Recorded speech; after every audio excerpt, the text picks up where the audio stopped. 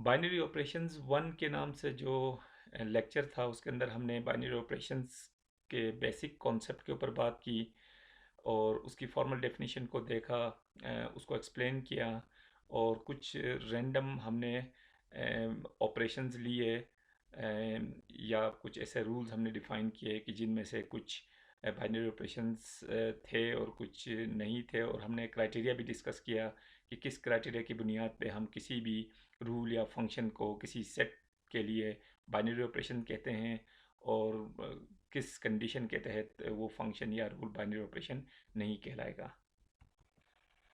आज हम मज़ीद कुछ बाइनरी ऑपरेशंस के ऊपर बात करेंगे, जिसमें जो क्लासिकल ऑपरेशंस हैं, एडिशन, मल्टीप्लिकेशन, सब्ट्रैक्शन, डिवीजन, उनके ऊपर भी बात करेंगे कि वो किन सेट्स के लिए बाइनरी ऑपरेशंस हो सकते हैं और किन सेट्स के लिए वो बाइनरी ऑपरेशंस नहीं होंगे।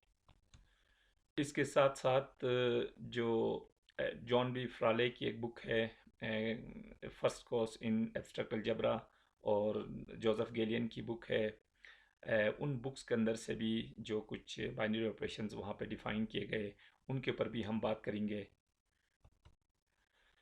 तो ये कुछ ऑपरेशंस हैं जो कि क्लासिकल जो अरिथमेटिक्स है उसके अंदर भी यूज़ होते हैं। बहुत अर्ली जो लेवल्स हैं, बहुत जैसे कि प्राइमरी लेवल से, बल्कि उससे भी जो छोटे लेवल्स हैं, वहाँ से हम इन ऑपरेशंस के बारे में पढ़ते आए हैं। तो इनके ऊपर भी बात करते हैं। ये एडिशन है, सब्ट्रैक्शन है, ये मल्टीप्लिकेशन और ये डिवीजन है। ये बिल्कुल यूजुअल जो ऑपरेशंस हमारे हैं। अब बात करते हैं कि इनमें से कौन सा ऑपरेशन किस सेट के लिए बाइनरी ऑपरेशन हो सकता है। सबसे पहले अगर हम एडिशन की बात करें और सेट अगर हम कंसीडर करें, फॉर एग्जांपल नेचुरल नंबर्स का, तो नेचुरल नंबर्स का जो सेट है, उसके अंदर जो एलिमेंट्स हैं वो मोस्टली स्टार्ट होते हैं 1, 2, 3 एंड सो ऑन।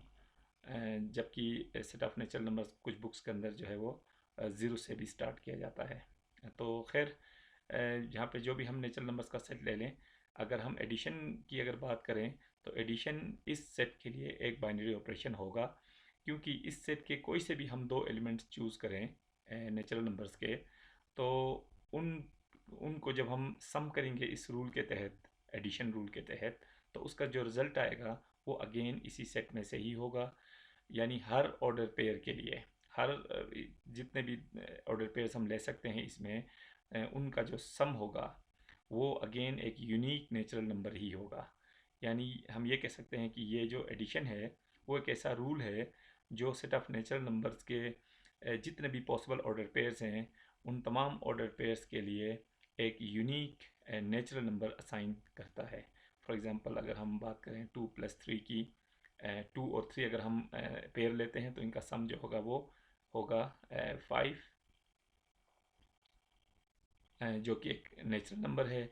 इसी तरह अगर हम 10 को ऐड करें किसी भी नंबर के साथ, 325, क्योंकि ये दोनों नंबर्स भी नेचुरल हैं तो इन दोनों का भी पेयर बन सकता है। तो ये एडिशन का जो रूल है वो इनके लिए भी एक यूनिक एलिमेंट असाइन करता है जो कि 335 है। ये नंबर दोबारा जो है वो सेट ऑफ नेचुरल नंबर्स में से ही है।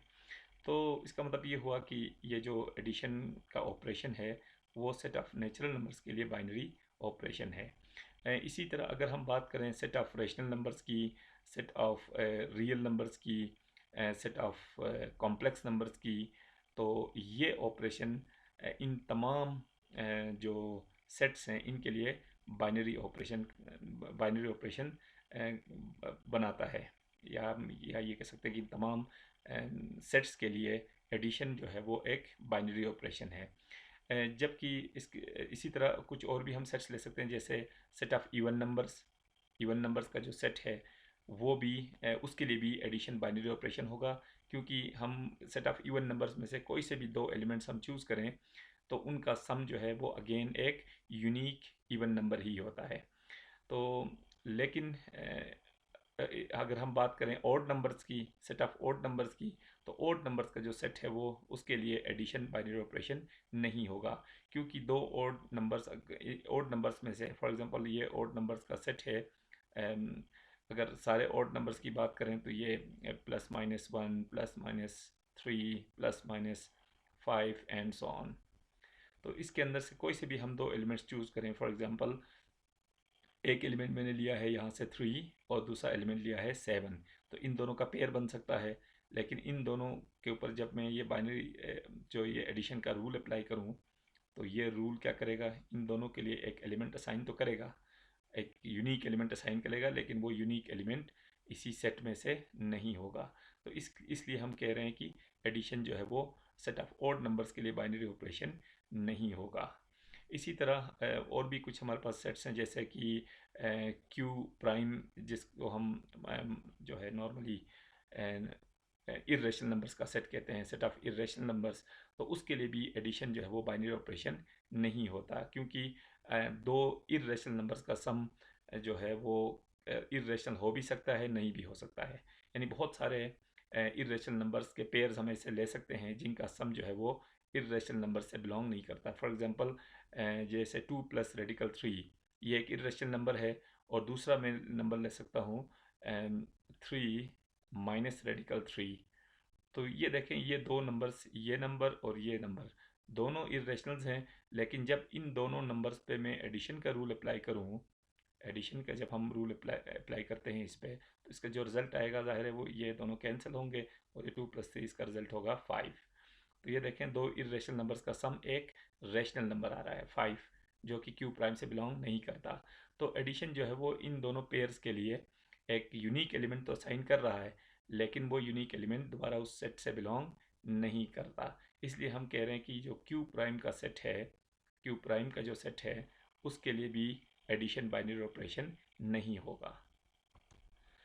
यही चीज़ अगर हम सब्ट्रैक्शन के लिए देखें, तो सेट ऑफ नेचुरल नंबर्स के लिए सब्ट्रैक्शन जो है वो बाइनरी ऑपरेशन नहीं होगा, क्योंकि दो नेचुरल नंबर्स का जो डिफरेंस होगा वो ज़रूरी नहीं कि एक नेचुरल नंबर ही हो। उसकी मिसाल भी हम यहाँ से देख सकते हैं कि एक नेचुरल नंबर है 2, एक नेचुरल नंबर है 5।